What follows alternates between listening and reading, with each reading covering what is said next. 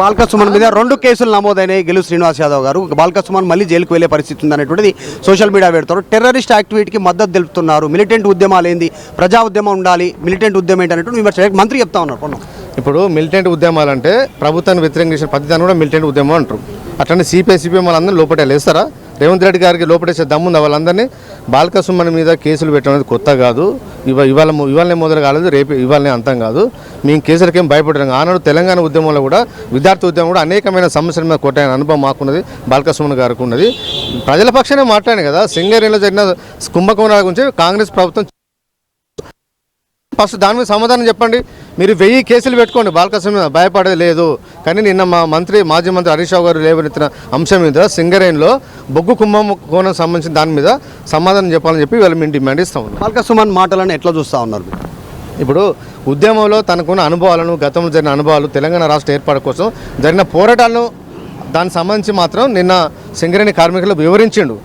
దాన్ని వీళ్ళ మీడియాలో అన్ని కొన్ని కటింగ్ చేసి ఆ ఫోటోని ఈ ఫోటోని కట్ చేసి ఆ వీడియోని ఈ వీడియోని కట్ చేసి అని ఒక ఫ్యాబ్రికేటెడ్ తయారు చేసి వాళ్ళ కాంగ్రెస్ పార్టీ సోషల్ మీడియా ఇలా ట్రోల్ చేస్తూ ఉన్నది. కానీ ఉద్యమ స్ఫూర్తికి సంబంధించిన మాట్లాడిన తప్ప వేరే నెగిటివ్ మాట్లాడలే. ఇవాళ బాల్క సుమన్ గారు లేవనెత్తిన అంశం గురించి సమాధానం చెప్పొచ్చు కదా. అది అడగరా మీడియా? ఇవాళ మిగతా మెయిన్ స్ట్రీమ్ మీడియా కానీ సోషల్ మీడియా కానీ కాంగ్రెస్ పార్టీ మెయిన్ స్ట్రీమ్ మీడియానే మాట్లాడాలి కదా. బాల్క సుమన్ గారు ఏ ఉద్దేశంతో నిన్న క్వశ్చన్ చేసిండు, ఆ అంశాల గురించి మాట్లాడిరా? సింగరేణిలో కుంభకోణం కానీ మిగతా కుంభకోణాలు కానీ అదేవిధంగా ఉద్యమకాలంలో పెడుతున్న కేసుల గురించి కానీ వాటి గురించి మరి ఏ మెయిన్ స్ట్రీమ్ మీడియా మాట్లాడేది?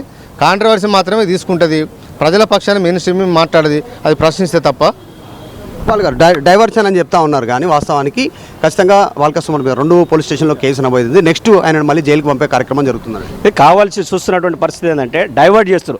ఆయన మాట్లాడినటువంటి మాటలు నిన్న వాస్తవానికి సింగరేణికి సంబంధించినటువంటి కార్మికుల గురించి, సింగరేణి యాజమాన్యంలో జరుగుతున్నటువంటి అక్కడ ఉన్నటువంటి కార్మికుల పక్షాన మాట్లాడు. అక్కడ 40 లక్షల మెట్రిక్ టన్నుల సంబంధించినటువంటి మెటీరియల్ మాయమైంది. దాదాపు 1600 కోట్లకు సంబంధించినటువంటి ఆస్తి ఎక్కడ పోయిందని చెప్పేసి అడిగారు. అదేవిధంగా రైతులకు సంబంధించినటువంటి మొక్కలు కొనాలి, ఇలా ఒడ్లు కొనాలి, వాటిని డైవర్ట్ చేయడానికి ఇలా బాల్క సుమన్ పైన మరొక కేసు పెట్టడం జరిగింది. సరే, ఆయన తెలంగాణ ఉద్యమంలో ఉద్యమ నాయకుడిగా, ఆనాడు ఉన్నటువంటి పరిస్థితుల్లో ఉద్యమ నాయకుడిగా అనేక సందర్భాల్లో అనేక కార్యక్రమాలు చేసి తెలంగాణ రాష్ట్రాన్ని సాధించుకున్నాం. ఇలా తీసుకున్న తెలంగాణ రాష్ట్రంలో కేసీఆర్ గారి నాయకత్వంలో 10 సంవత్సరాలు తెలంగాణ రాష్ట్రం ఏ విధంగా అభివృద్ధిలో సంక్షేమంలో ముందు పోయింది. ఇలా దాదాపు 3 సంవత్సరాలు తెలంగాణ రాష్ట్రం ఆగమైపోతుంది. ఇలా రైతాంగం కావచ్చు, ఇలా కార్మికులు కావచ్చు, ఇలా విద్యార్థులు కావచ్చు, నిరుద్యోగులు కావచ్చు, ఇలా మహిళలు కావచ్చు, ప్రతి రంగంలో ఫెయిల్ అవుతుంది. దాన్ని ఆయన ఒక ఆవేశంతో మాట్లాడితే దాన్ని చిత్రీకరించి దాన్ని ఒక ఫ్యాబ్రికేట్ చేసి అలా వాళ్ళకి సంబంధించినటువంటి మీడియా అంటే వాళ్ళకి సంబంధించినటువంటి కొన్ని సోషల్ మీడియా కావచ్చు, వాళ్ళకి సంబంధించిన కొన్ని మీడియాలో ప్రచారం చేస్తారు, ఒక దుష్ప్రచారం చేస్తారు. బాల్క సుమన్ పైన కేసు నమోదైంది. లీగల్గా ఎదుర్కొంటారా?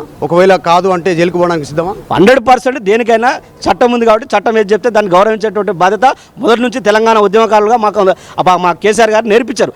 100% కేసును ఏది పెట్టినా కూడా కేసుకు 100% ఆ కేసులో ఉన్నటువంటి మా లీగల్ సెల్ వారు చూసుకుంటారు. దేనికైనా కూడా తెలంగాణ ప్రజల కోసం, తెలంగాణ కార్మికుల కోసం 100% బీఆర్ఎస్ పార్టీ పనిచేస్తుంది. ఎవరికి అన్యాయం చేసినా ఊరుకోదు. కాబట్టి ఇలా ఖచ్చితంగా దాని మీద నిన్న జరిగినటువంటి సింగరేణి అంశం పైన, సింగరేణి సంబంధించినటువంటి కార్మికుల మీటింగ్లో హరీష్ రావు గారు లేవనెత్తిన అంశాలపైన ఇలా మాట్లాడినటువంటి మంత్రి పొన్నం ప్రభు గారు కావచ్చు, అదేవిధంగా అడ్లూరు లక్ష్మణ్ కావచ్చు, వాటి మీద మీరు సమాధానం చెప్పాలి.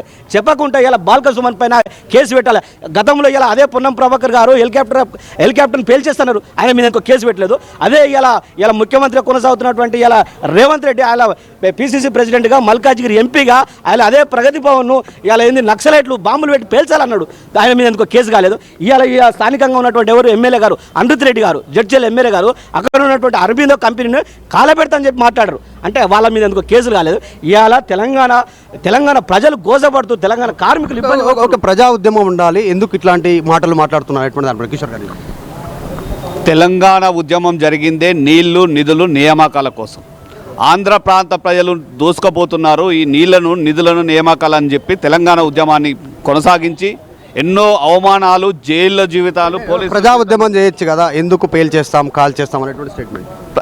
ఇప్పుడు కొన్ని సందర్భాలలో ఆవేశపూరితంగా, కొన్ని సందర్భాల్లో ప్రజలను కానీ, కార్యకర్తలను కానీ, నాయకులను కానీ చైతన్యవంతం చేయడానికి కొన్ని మాటలు మాట్లాడవలసి వస్తుంది. దాన్ని చేసుకొని ఇదేదో మేము 10 సంవత్సరాల్లో ఎంతో అభివృద్ధి కార్యక్రమం చేసినాం, ప్రజాస్వామ్యబద్ధంగా ఎంతో అభివృద్ధి చేసి 10 సంవత్సరాల్లో దేశంలో ఎక్కడ లేని విధంగా తెలంగాణను నెంబర్ 1 స్థాయిలో నిలబెట్టినాం కేసీఆర్ గారి నాయకత్వం. కానీ ఈరోజు ఈ కాంగ్రెస్ ప్రభుత్వం వచ్చి మళ్ళీ ఆంధ్రప్రదేశ్, ఉమ్మడి ఆంధ్రప్రదేశ్లో తెలంగాణకు ఏ విధంగానైతే అన్యాయం జరుగుతుందో ఈ 2.5 సంవత్సరాల కాంగ్రెస్ పాలన అదే విధంగా అన్యాయం జరుగుతుంది. ఓవరాల్గా బీఆర్ఎస్కి సంబంధించినటువంటి మాజీ ఎమ్మెల్యే, మాజీ ఎంపీ బాల్క సుమన్ చేసినటువంటి స్టేట్మెంట్ పైన వివాదం రేగుతా ఉంది. పెద్ద ఎత్తున బీఆర్ఎస్కి సంబంధించినటువంటి బీఆర్ఎస్ టీం ఇక్కడికి చేరుకున్నారు. ఆయన ప్రెస్ మీట్ సందర్భంగా కేసులు ఎదుర్కోవడానికి సిద్ధమవుతున్నారు. బీఆర్ఎస్ లీగల్ టీం ఉంది. Legal team advocate Lakshman Yadav ఉన్నారు, మాట్లాడదాం. బాల్క సుమన్ పైన ఏం కేసులు నమోదయ్యాయి, ఏ సెక్షన్ల పైన, దీనికి సంబంధించి ఏం అప్డేట్ ఉంది మీ దగ్గర? అంటే ఇప్పుడు అన్అఫీషియల్గా అబిడ్స్లో నిన్న కంప్లైంట్ ఇచ్చినట్టు తెలిసింది. దాని మీద సిఐ గారితో మాట్లాడడం జరిగింది. దానికి సంబంధించిన లీగల్గా మేము ముందుకెళ్ళే అవకాశం ఉందని సిఐ గారు చెప్పడం జరిగింది. అదేవిధంగా నాంపల్లిలో ఎఫ్ఐఆర్ అయినట్టు తెలుస్తున్నది. అది మా లీగల్ టీం అది ఫర్దర్గా దానిలో ఏ కేసు పెట్టారు ఏంటి, దాని మీద మేము లీగల్గా ఎలా ముందుకెళ్ళాలనేది ఇప్పుడు ఈ రోజు అంతా అదే. బాల్క సుమన్ అన్నటువంటి స్టేట్మెంట్స్, ఒకటి రైల్వే పట్టాలు కోసేయాలి, సింగరేణికి సంబంధించిన తగలబెట్టాలి, మిలిటెంట్ ఉద్యమాలు చేయాలి. దీనికి ఏ సెక్షన్స్ ఉంటాయి జనరల్గా? ఎవరైనా మాట్లాడితే దాని మీద ఏ సెక్షన్? అంటే ఇంట్లో అంటే పబ్లిక్ పీస్ని డ్యామేజ్ చేసే సెక్షన్స్ 351, 352, 353 ఇలాంటి ఐటీ యాక్ట్ కూడా పెట్టే అవకాశాలు ఉంటున్నవి. ఈ సెక్షన్స్కి సంబంధించిన అన్ని బిలో 7 years, బిలో 3 years ఉన్న అఫెన్స్ ఉన్న సెక్షన్స్ కాబట్టి ఇలాంటి సెక్షన్లలో concern Arnesh Kumar judgement base చేసుకొని, అదేవిధంగా డీజీపీ సర్క్యులర్ కావచ్చు, సుప్రీంకోర్టు సర్క్యులర్, హైకోర్టు సర్క్యులర్ కావచ్చు, అరెస్ట్ చేసే అవకాశాలు తక్కువ ఉన్నాయి. నిజంగా ఇలాంటి కేసులలో అరెస్ట్ చేస్తే మాత్రం పొలిటికల్ వెండక్టర్ మీద అరెస్ట్ చేసినట్టు మనకు కనబడుతుంది. అంటే బెయిల్ వచ్చే సిచ్యువేషన్ ఉంటుందా? 100% ఇందులో ఇలాంటి ఇన్సిడెంట్కి సంబంధించిన విషయం మనం గతంలో చూసాం. రేవంత్ ప్రభుత్వం కావచ్చు, రేవంత్ గారే కావచ్చు, చాలా సందర్భాలలో నరికేస్తా, తొక్కేస్తా, మిమ్మల్ని కాలుతో తొక్కుతా అన్న సందర్భాలు మనం చూసినాం. ఇప్పటి వరకు ఎఫ్ఐఆర్లు కాలేదు. అంటే వాళ్ళ మీద ఎఫ్ఐఆర్లు ఎందుకు కావు, మా వాళ్ళ మీద ఎందుకు, మా పార్టీ నాయకుల మీద ఎందుకు ఎఫ్ఐఆర్లు అవుతుందనే ఇలాంటి డిస్కషన్ కూడా కోర్టు ముందుకు తీసుకెళ్లే అవకాశం ఉంటుంది.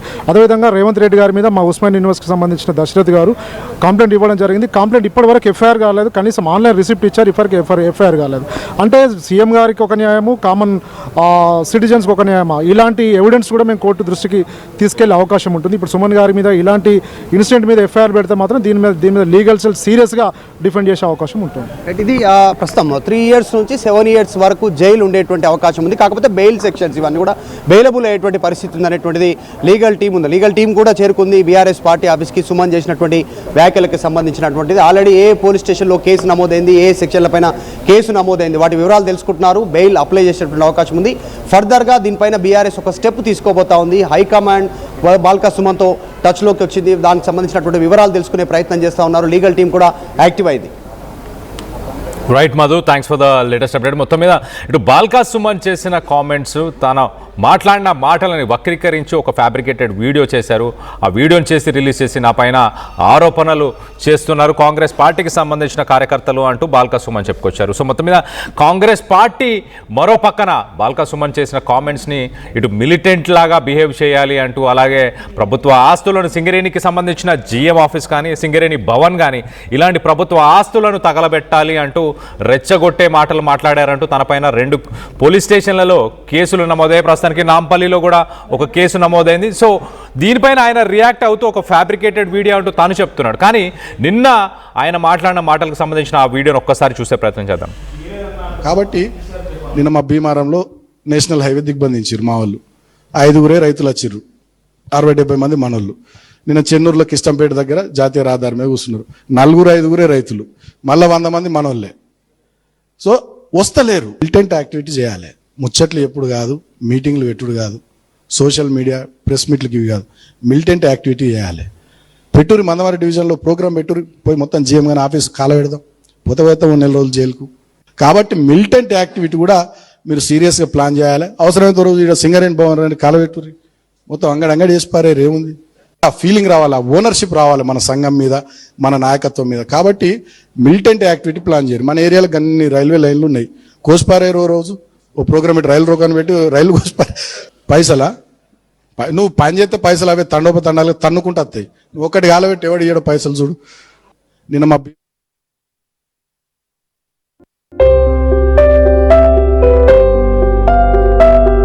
చిన్న చిన్న ఆనందాలు 35 ఏళ్లుగా నా జీవితంలో లేవు. 35 ఏళ్లుగా నేను డైపర్లలో బ్రతికాను. 6 సెంటీమీటర్ల ఫిస్టులా నా మూత్రాశయంలో లీకు కారణమైంది. ఎవరూ నాకు సహాయం చేయలేకపోయారు. ఏఐఎన్యూలో వైద్యులను కలిసే వరకు. అక్కడ వారు రోబోటిక్ శస్త్రచికిత్సతో నాకు పరిష్కారం ఇచ్చారు. వారు నా ఆత్మవిశ్వాసాన్ని కూడా తిరిగిచ్చారు. precision care makes it possible.